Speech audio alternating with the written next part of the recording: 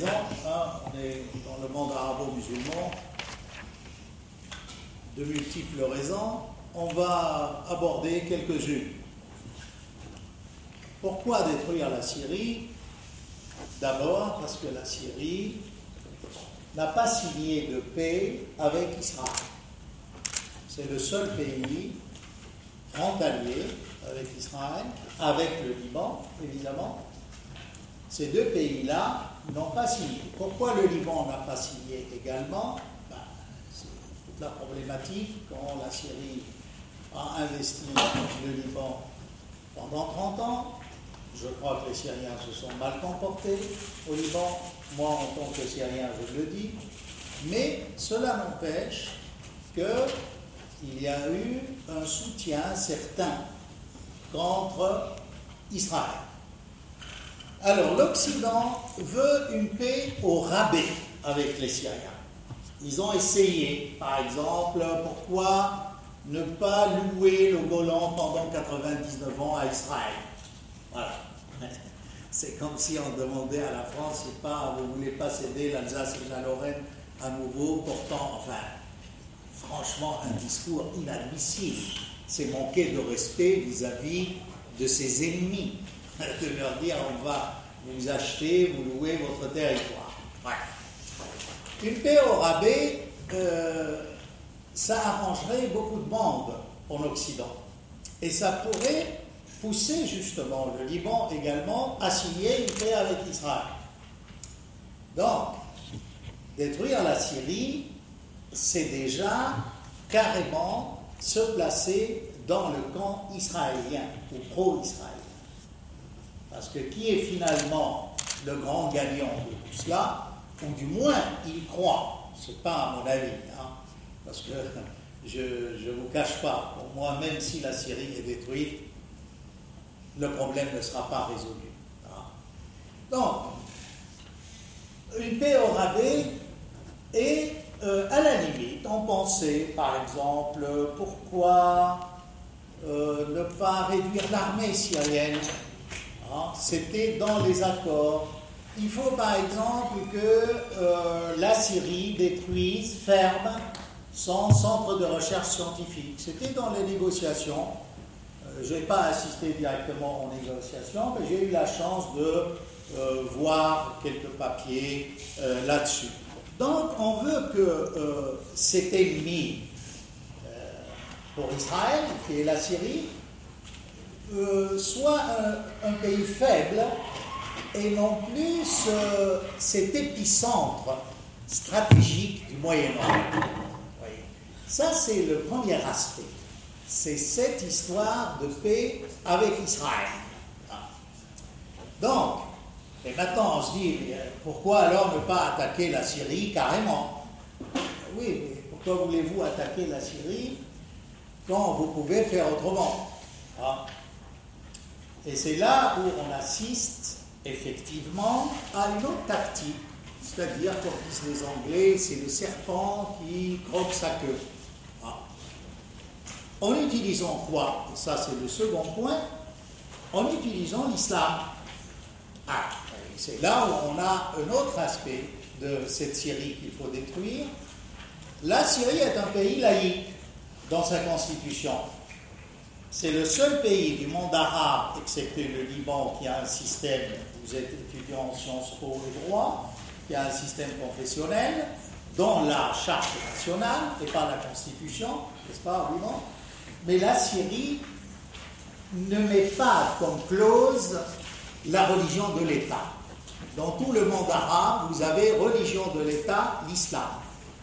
La Syrie n'a pas de religion d'État.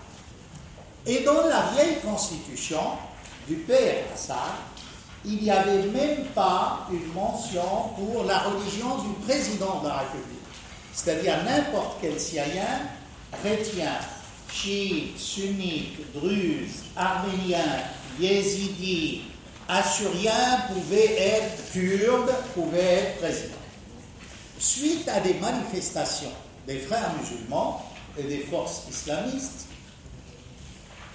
le président Assad père a dû reculer et faire une concession Et il a dit la religion du président de l'État doit être l'islam, à condition qu'on comprenne l'islam comme une religion de tolérance. Et ça, on sait que l'islam est une religion de tolérance. Mais il y a un problème constitutionnel. Les gens ne peuvent pas être tous égaux. Et parmi eux, il y a des gens qui ne peuvent pas se porter candidat à la magistrature suprême. C'est un contresens. Ça ne va pas. Ou on est égaux ou on n'est pas égaux. Hein? Alors, là aussi, dans la nouvelle constitution de Bachar el-Assad, apparemment, il y a eu la même clause que la religion du président de l'État doit être l'islam. Vous savez, je vais un peu aller au fond des choses. Si on pousse loin les analyses des islamologues, il y a certains qui vous disent qu'être alawite, c'est échapper à l'islam orthodoxe, et on se demande à quel point ces gens-là sont musulmans. Moi, ça ne me gêne pas. Hein. Je veux dire, n'importe qui, athée, pieux, musulman, chrétien, a le droit, on est dans une cité, une citoyenneté. Voyez. Et c'est là où ça gêne également le monde arabo-musulman. Ça gêne quoi? Ça gêne deux composantes islamiques. Je dirais même trois. La première, c'est le wahhabisme. Le wahhabisme est un système clos. Je laisserai René en parler, puisqu'il a parlé du royaume saoudite. Moi, je ne dis même pas Arabie, parce qu'il ne mérite pas cet adjectif si noble. C'est le royaume des Saouds. Ouais. Ah. Ça, l'arabité, c'est un entier. Le second courant islamiste dangereux contre lequel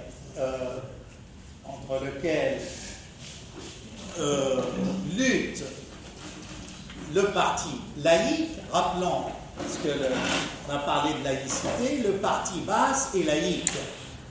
Il est laïque tout simplement si vous pensez à son fondateur, c'est Michel Aflaq, c'est un chrétien orthodoxe de Damas, et vous lisez des pages magnifiques de la plume de Aflaq sur le prophète de l'islam. Vous voyez? Alors, cette deuxième tendance de frères musulmans est également anti-syrienne. Et là, avant de passer à la troisième, permettez-moi de faire une parenthèse.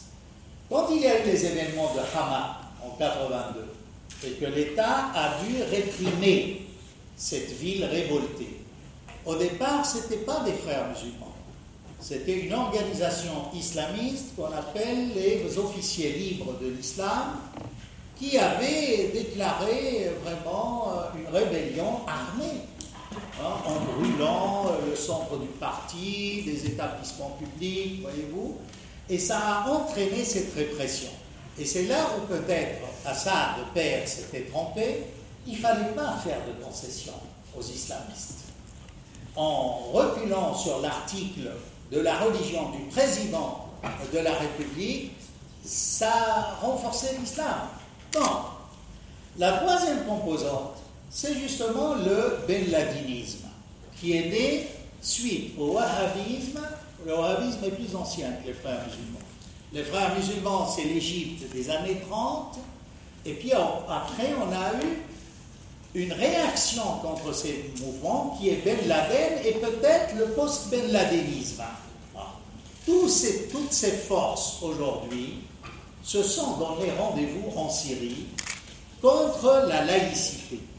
Le jeu malin de l'Occident, ce serpent qui doit se croquer la queue, c'est que à quoi ça sert qu'Israël intervienne dans une guerre contre la Syrie, puisque le bras droit de Ben Laden, le cher, rappelez-moi son nom. Zawahiri, tout au début de la crise syrienne, a appelé les gens à se donner rendez-vous en Syrie, tout au début. Et ça, on l'a dit même à la télé. D'ailleurs, regardez, les mainstream n'ont pas fait cas de c'est un petit détail, mais comment Zawahiri appelle l'international islamiste à aller en Syrie, et tout le monde trouve ça, continue à dire il n'y a pas d'islamistes en Syrie, pas du tout. c'est une révolution laïque, c'est les petits-enfants qui sont d'Ara, à qui on a arraché les ongles. 7 mois de manifestations pacifiques. On viendra, vous allez voir que tout ça, c'est du bluff. Hein.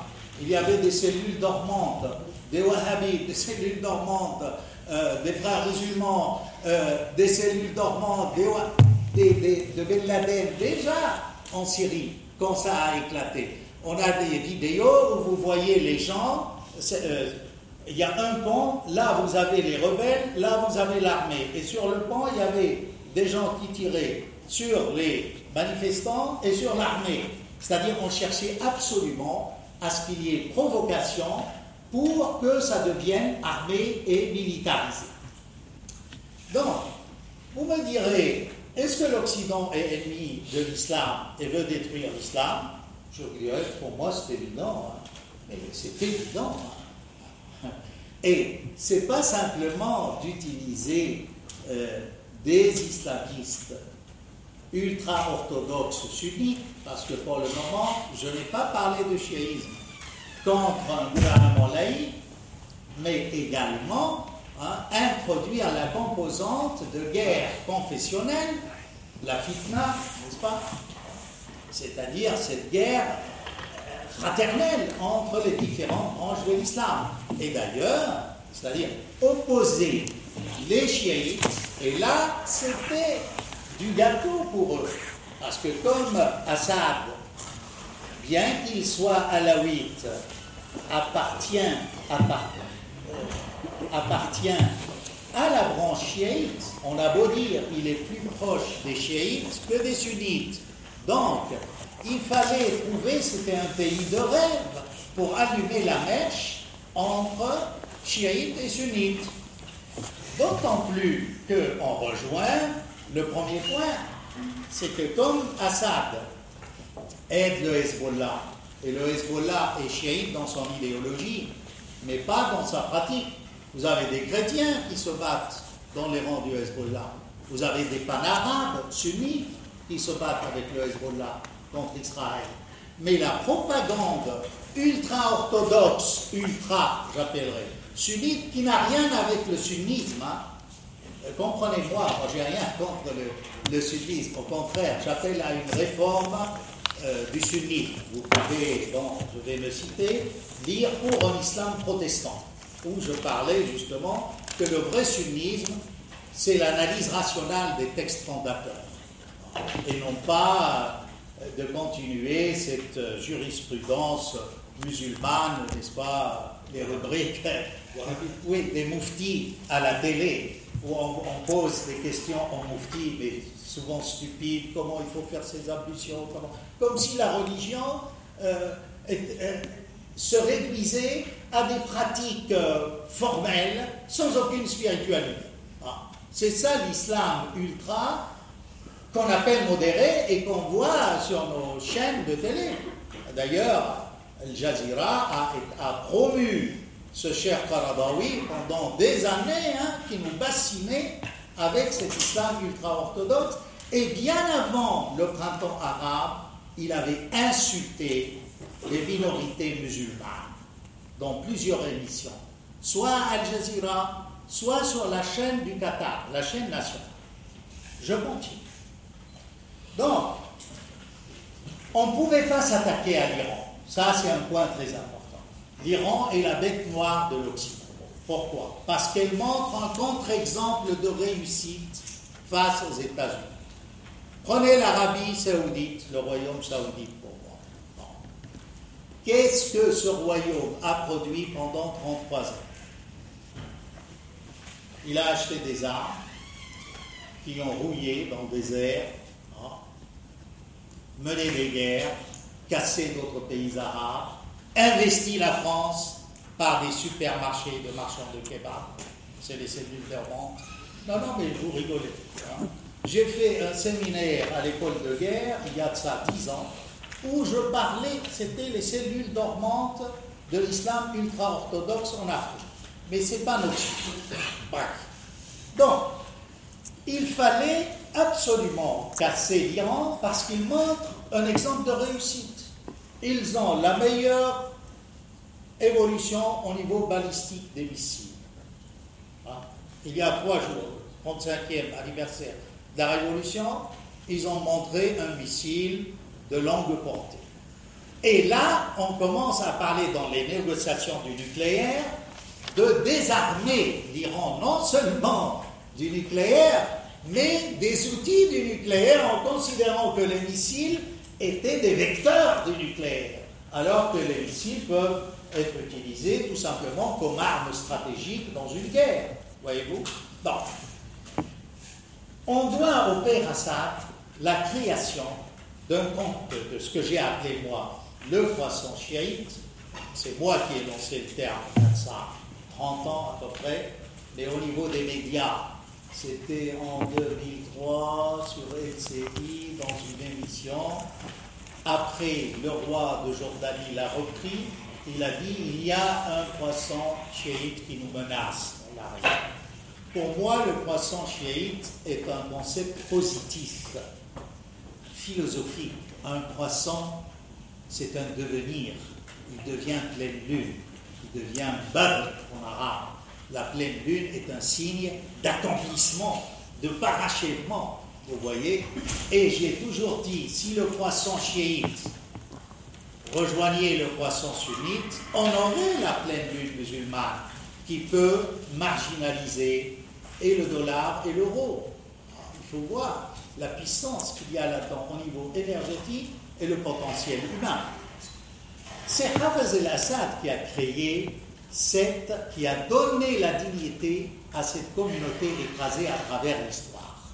C'est le premier à avoir aidé les chiites du sud-Liban à s'opposer à Saddam dans sa guerre contre l'Iran, qui était une guerre injuste. Les Iraniens ne l'avaient pas attaqué, pas du tout.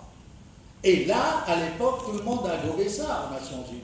Et on a dit oui, c'est les Iraniens qui ont attaqué Saddam, tout simplement parce qu'on voulait vendre des armes à Saddam, et on était content que Saddam puisse aller casser la gueule aux Khomeiniistes.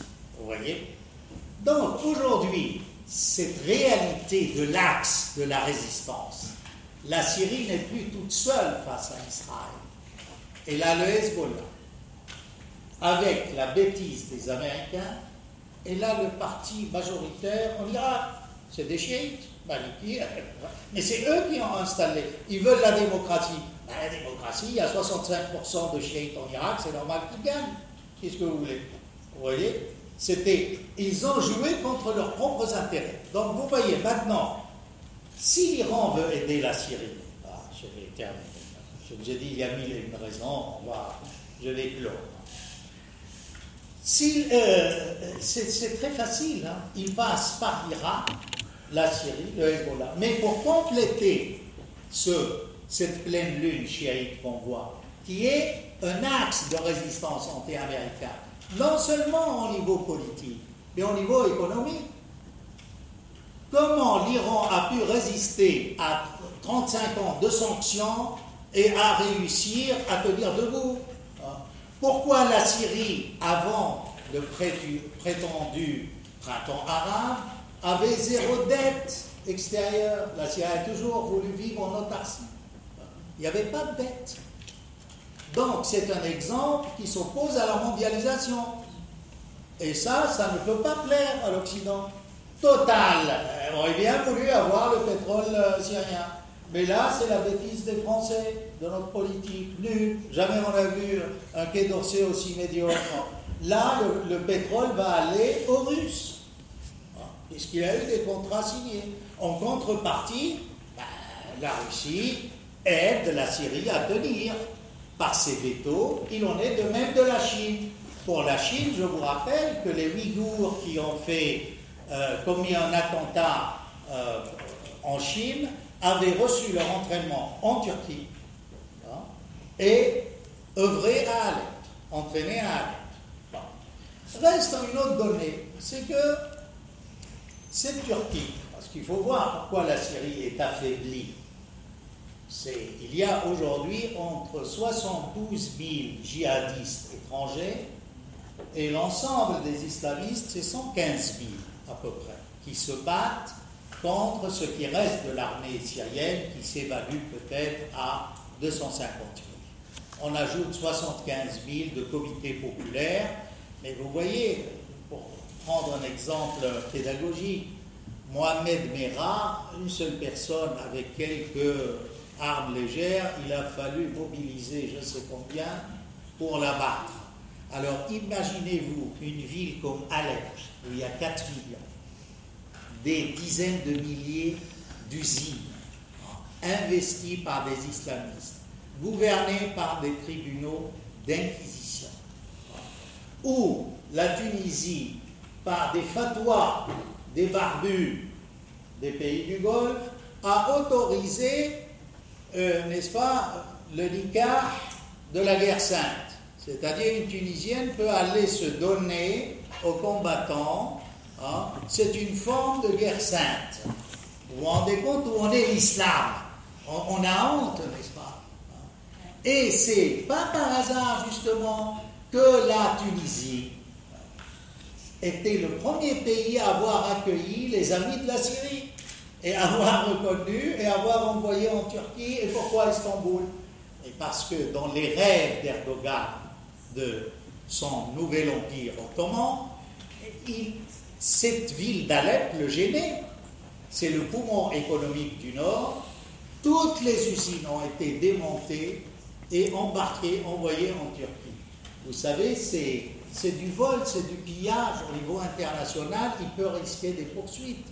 Parce que chaque machine, chaque appareil qui passe une frontière, on doit avoir les papiers, les certificats d'où ça vient, vous voyez. Et ça, tout a été pillé.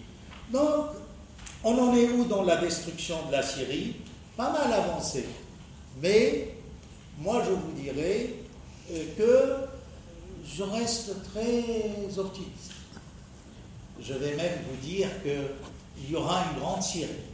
Ces gens qui se sont réfugiés au Liban, que va faire le Liban avec 1 million de Syriens? La Turquie, on a autant. Mais les territoires où sont installés ces réfugiés syriens, si vous remontez à l'entre-deux-guerres, c'était des territoires syriens. La frontière turco-syrienne a reculé 3 fois de par l'histoire, au détriment des Syriens et au profit des Turcs. S'ils sont là-bas, mais c'est leur terre. Qui c'est qui a donné Antioche Alexandrette à la Turquie, à la veille de la Deuxième Guerre mondiale? C'est la France, pour la désaxer de l'Allemagne. Mais la France, nous, là, à mon association, on va demander des dommages et intérêts à la France. Ils ont donné des choses qui ne leur appartenaient pas. Antioche Alexandrette, ça n'appartient pas aux Français. Les pays mandataires avaient pour mission de mener ces pays, soi-disant sortants du Moyen-Âge, à la démocratie et à l'indépendance. Leur mission n'était pas de céder des parties de ces pays à d'autres contre quoi?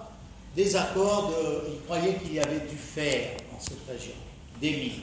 Ils l'ont fait aussi, suite à ça expliquons, en donnant Mossoul. Mossoul était dans la zone bleue de la Syrie. Ils l'ont donné à l'Iran et la France a gagné 24,5% des rentes pétrolières de la compagnie d'Irak britannique. Vous voyez? Et ça, alors évidemment, si vous parlez aux jeunes Français aujourd'hui, vous dites, écoutez, monsieur Taran, vous exagérez. Qu'est-ce que vous voulez? Nous, on n'a pas vécu ça, c'est nos parents, l'affaire est close. Et l'affaire n'est pas close. La preuve, pourquoi la France veut à nouveau détruire la Syrie? Moi, je crois que, une formule consacrée, tel un phénix, la Syrie renaîtra de ses cendres et ne sera pas détruite. Et ça va, elle va causer la défaite de tous ceux qui ont cherché à la détruire, parce que notre monde n'est plus unilatéral et monopolaire, mais bilatéral et bipolaire, avec la Russie, l'Iran, les pays du BRICS et la Chine. Merci, j'ai épuisé mon temps.